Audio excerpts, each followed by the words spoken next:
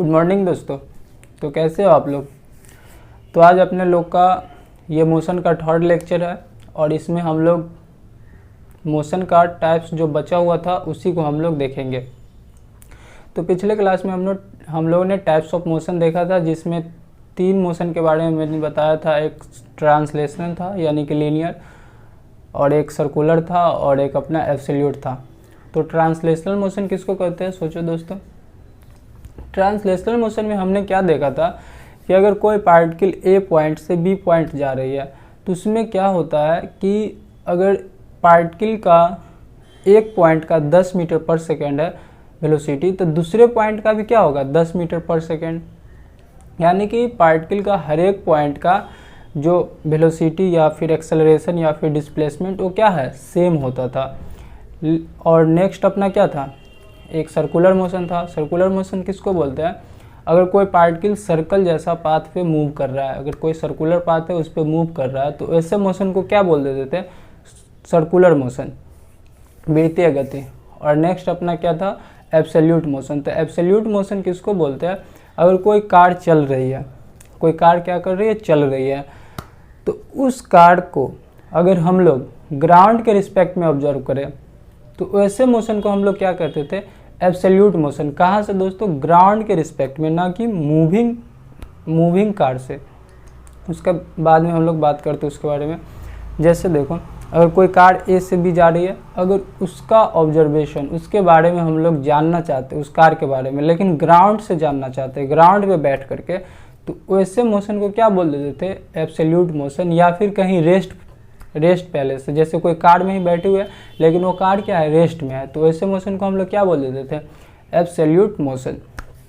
तो आज अपना नेक्स्ट है रोटेशनल मोशन। रोटेशनल मोशन क्या होता है दोस्तों, ये थोड़ा सबसे डिफरेंस है, थोड़ा टफ भी है, लेकिन फिर भी हम लोग समझने का कोशिश करेंगे। रोटेशनल मोशन में क्या होता है कि पार्टिकल का हर एक पॉइंट, जैसे ट्रांसलेशनल में क्या था कि पार्टिकल का हर एक पॉइंट आइडेंटिकल मोशन परफॉर्म करता था। अगर एक 10 मीटर पर सेकंड से चल रहा है तो दूसरा पॉइंट भी उसका कितना चलेगा, उतना ही से चलेगा। लेकिन वही पार्टिकल अगर रोटेशनल मोशन परफॉर्म कर रहा है तो उसका हर एक पॉइंट का वेलोसिटी या फिर एक्सेलरेशन या फिर डिस्प्लेसमेंट अलग अलग होगा। जैसे अपना रोटेशनल मोशन का एक एग्जाम्पल, जैसे अपना ये फैन है, ये क्या होता है, रोटेशनल मोशन करता रहता है। तो पहले इसके बारे में हम लोग 1-2 लाइन लिख लेते हैं, इसके बाद थोड़ा स्टेटमेंट को देखते हुए समझेंगे तो थोड़ा बेटर समझ में आएगा। तो इसके स्टेटमेंट्स को थोड़ा लिख रहे हैं।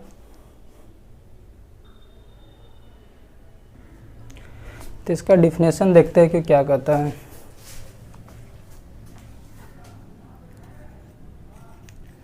In this case different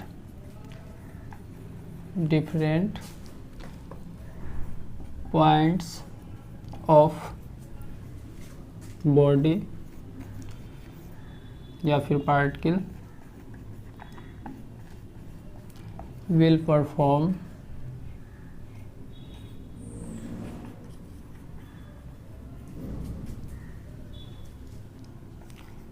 different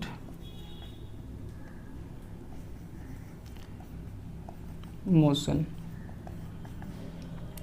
it means इसका अलग अलग पॉइंट जो होगा, जैसे ऐसे मोशन में जो पार्टिकल होता है उस पार्टिकल का अलग अलग पॉइंट क्या करेगा, अलग अलग मोशन परफॉर्म करेगा। हो सकता है किसी पार्टिकल के पास, देखो ये मार्कर है, ये पार्टिकल कैसा मोशन परफॉर्म कर रहा है, रोटेशनल मोशन। तो हो सकता है इसके कैप का वेलोसिटी 10 मीटर पर सेकेंड हो, इसका बॉडी का वेलोसिटी 5 मीटर पर सेकेंड हो, कुछ भी हो सकता है।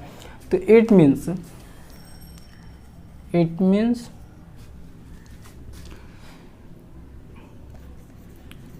दे हैव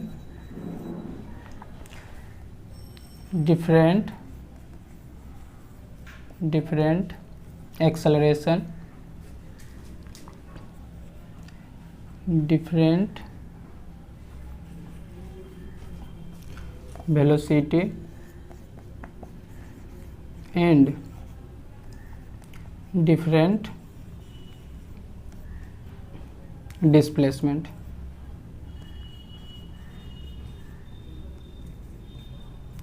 जब मैं A+C पे पावर n लिखूँ तो इसका मतलब होता है एक्सेलरेशन। A+C पे पावर n यानी कि शॉर्ट फॉर्म में लिखते हैं एक्सेलरेशन। इसको लिख ही देते कहीं।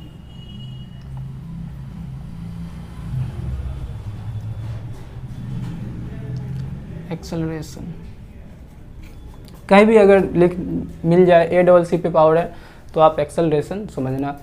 तो इसका स्टेटमेंट्स क्या कहता है कि in this case different points of body will perform different motion, यानी कि अलग अलग पॉइंट बॉडी का अलग अलग मोशन परफॉर्म करेगा, सेम नहीं करेगा। तो हो सकता है उसका वेलोसिटी एक दूसरे से अलग हो, एक्सेलरेशन अलग हो, डिस्प्लेसमेंट अलग हो, डिस्टेंस अलग हो। तो इसको आप लिखो। इसके बाद एक दो एग्जाम्पल देखते हैं। अब इसको मिटाते क्या कि स्पेस उतना नहीं है।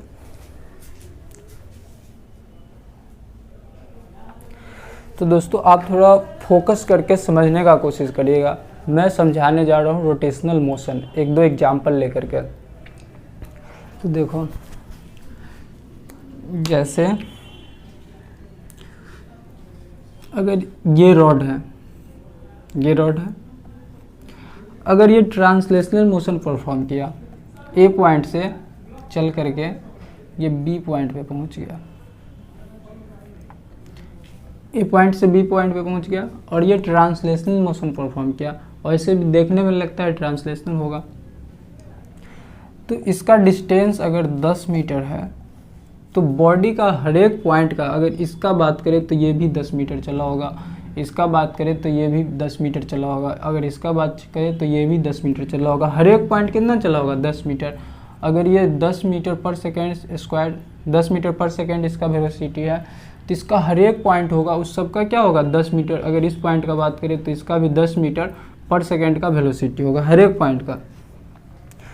अगर यही रॉड रोटेशनल मोशन परफॉर्म कर रहा है, यानी कि घूर्णन गति, तो नाम से क्लियर है कि घूर्णन टाइप का मोशन करता होगा। रोटेशनल जैसे नाम से क्लियर आपको होगा, जैसे पंखा होता है वो कैसे ऐसे ऐसे रोटेट करता है, मतलब यानी कि घूमता रहता है, तो वैसे मोशन को हम लोग क्या बोलते हैं? रोटेशनल। जैसे देखो, अब यही रॉड है, वही रॉड है, अगर ये रोटेशनल मोशन परफॉर्म कर रहा है, जैसे कोई चीज़ रोटेट करता है तो एक एक्सिस के अबाउट रोटेट करता है। जैसे ये मार्कर है, देखो अगर रोटेट कर रहा है तो ये इसके अबाउट रोटेट कर रहा है। ये पॉइंट तो फिक्स है, बाकी सारा क्या कर रहा है? मूव कर रहा है। अगर ये पॉइंट हम नहीं फिक्स करना चाहते हैं, अगर इसका हम सेंटर करना चाहते हैं, तो देखो सेंटर तो फिक्स है लेकिन ये फिर भी रोटेट कर रहा है। तो जिस पॉइंट के लॉन्ग वो रोटेट करता है, उस पॉइंट को हम लोग क्या बोलते हैं? ये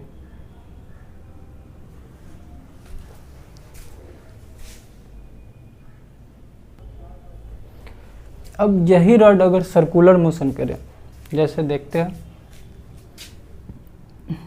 यही रॉड है,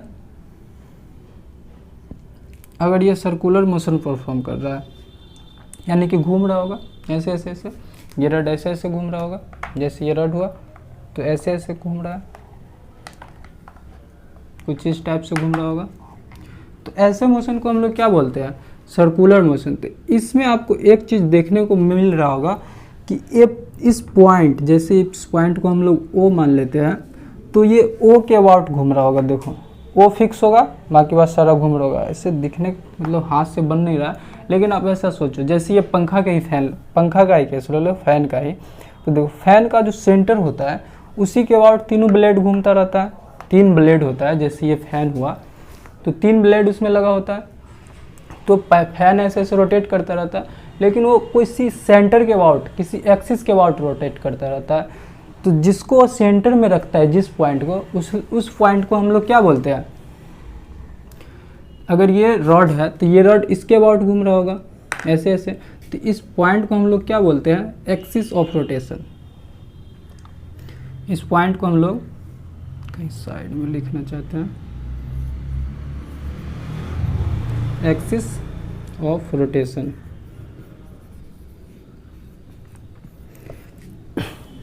इस पॉइंट को बोल दिया।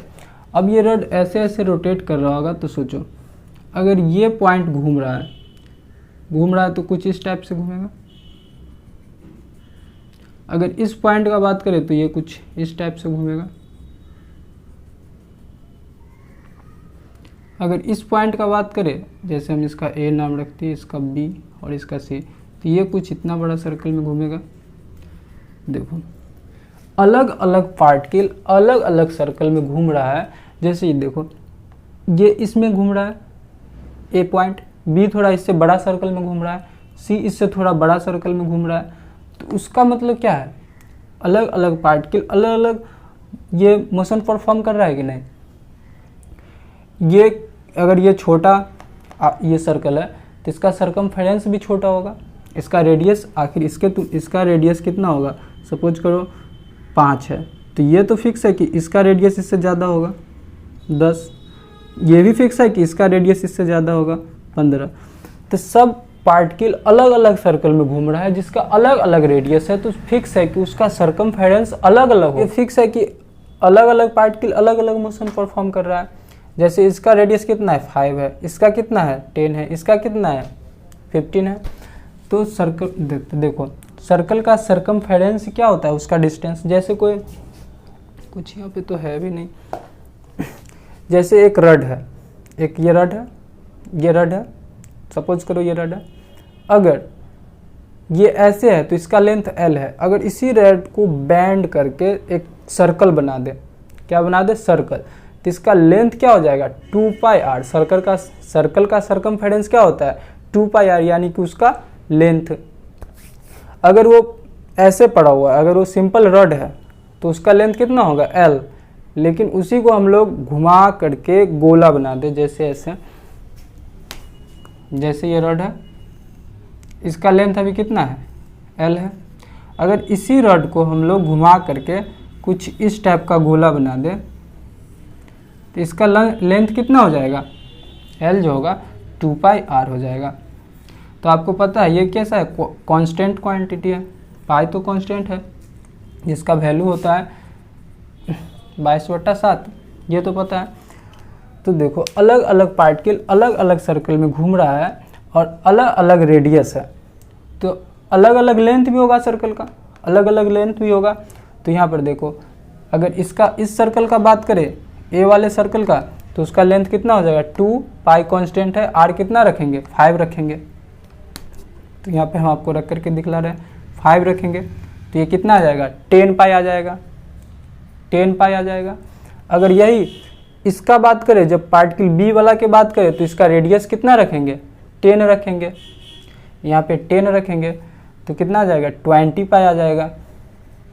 देखो पहला का आया कितना 10, दूसरा का कितना 20 पाई। अगर सी पार्टिकल का बात करें तो कितना रखेंगे 15 रखेंगे, तो कितना हो जाएगा 30 हो जाएगा।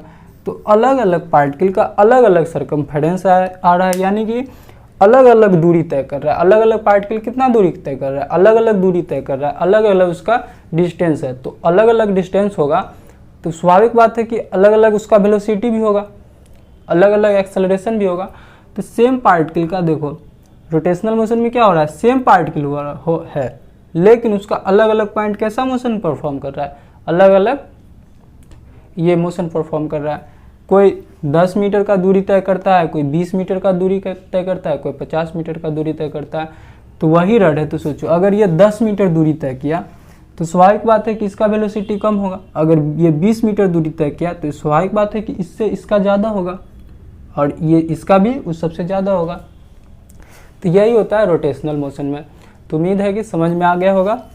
अगर आपको कहीं डाउट लग रहा होगा तो हमसे आप कमेंट सेक्शन में बात कर सकते हो, पूछ सकते हो। अब हम लोग थोड़ा ये एक बचा था रिलेटिव मोशन, उस पर बात करते हैं। तो इसको आप लिखना चाहते हो तो लिख सकते हो। अब हम लोग थोड़ा रिलेटिव मोशन के बारे में बात कर लेते हैं कि रिलेटिव मोशन क्या होता है। रिलेटिव मोशन में क्या होता है कि अगर एक पार्टिकल मूव कर रही है, मतलब कोई गाड़ी वगैरह चल रही है और उसको कोई ऑब्जर्वर ऑब्जर्व कर रहा है, उसके बारे में कोई ऑब्जर्वर जानना चाहता है और वो खुद एक मूविंग फ्रेम में बैठा हुआ है, यानी कि वो ऐसे जगह से मोशन को ऑब्जर्व कर रहा है जो खुद मतलब वो पहले से मूव कर रहा है। जैसे कोई गाड़ी चल रही है, जैसे ये कार है, इसका वेलोसिटी v है, और एक ऑब्जर्वर ग्राउंड से उसको ऑब्जर्व कर रहा है, ग्राउंड पे बैठा हुआ है वो और ऑब्जर्व कर रहा है, ग्राउंड पे बैठ करके ऑब्जर्व कर रहा है इस कार को। तो आप सोचो ऐसे मोशन को हम लोग क्या कहते हैं। अगर कोई मोशन हो रही है, अगर कोई ऑब्जर्वर ग्राउंड से बैठ करके उस मोशन के बारे में जानना चाहता है, तो ऐसे मोशन को हम लोग क्या बोल देते थे, सोचो, एब्सोल्यूट मोशन। ये तो एब्सोल्यूट वाली केस हो गई। अगर इसी गाड़ी को कोई ऑब्जर्वर है,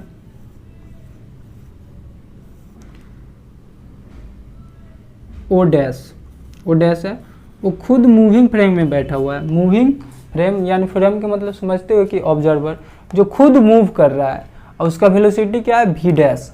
अब ये मोशन, ये ऑब्जर्वर इस पार्टिकल के बारे में जो मोशन ऑब्जर्व करेगा, ये मोशन अब क्या कहलाएगा, relative motion.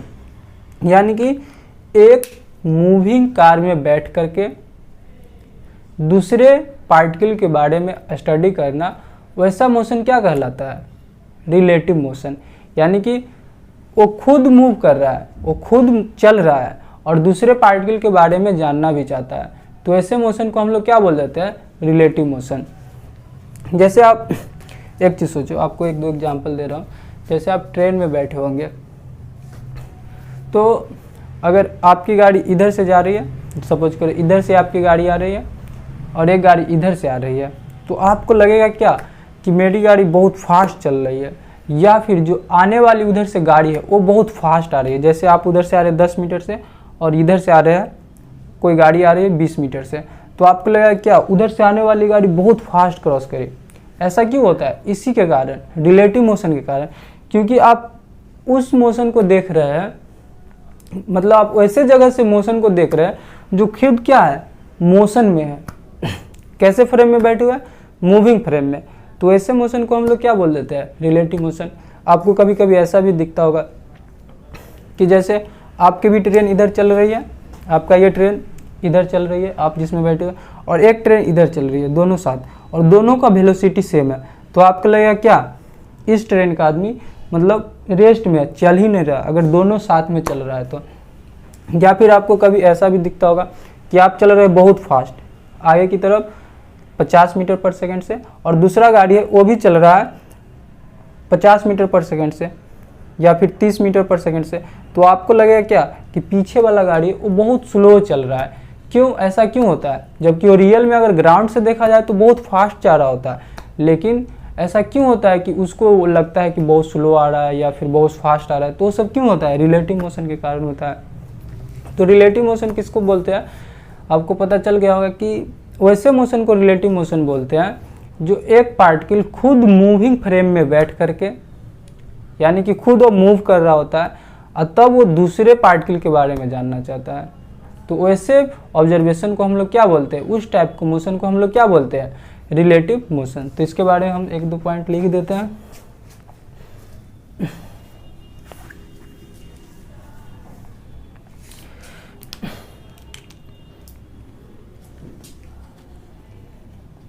Motion of any body with respect to, अगर विद रिस्पेक्ट टू बहुत लंबा हो जाता है तो इसको शॉर्ट फॉर्म में WRT भी लिख दूँ तो आप समझ जाना कि विद रिस्पेक्ट टू लिखा हुआ है। With respect to other moving body, यानी कि एक मूविंग कार को अगर हम दूसरे मूविंग कार से बैठ करके देख रहे हैं तो ऐसे मोशन को हम लोग क्या बोल देंगे, रिलेटिव मोशन। बहुत सिंपल सी बात है, कोई टफ नहीं है। अगर एक कार चल रही है, अगर उसका हम ऑब्जर्वेशन दूसरे मूविंग कार से कर रहे हैं तो ऐसे मोशन को हम लोग क्या बोल देंगे, रिलेटिव मोशन। यानी कि उस कार का मोशन हम लोग देख रहे हैं कौन सा, एक मूविंग कार से, उस कार का मोशन हम लोग मूविंग कार से देख रहे हैं, तो ऐसे मोशन को क्या बोल देंगे, रिलेटिव मोशन। तो उम्मीद है कि आपको समझ में आया होगा। फिर भी अगर आपको डाउट है तो आप कमेंट सेक्शन में कमेंट कर सकते हैं। तो ठीक है दोस्तों, आज इतना ही रखते हैं। अब हम लोग नेक्स्ट क्लास में मिलते हैं।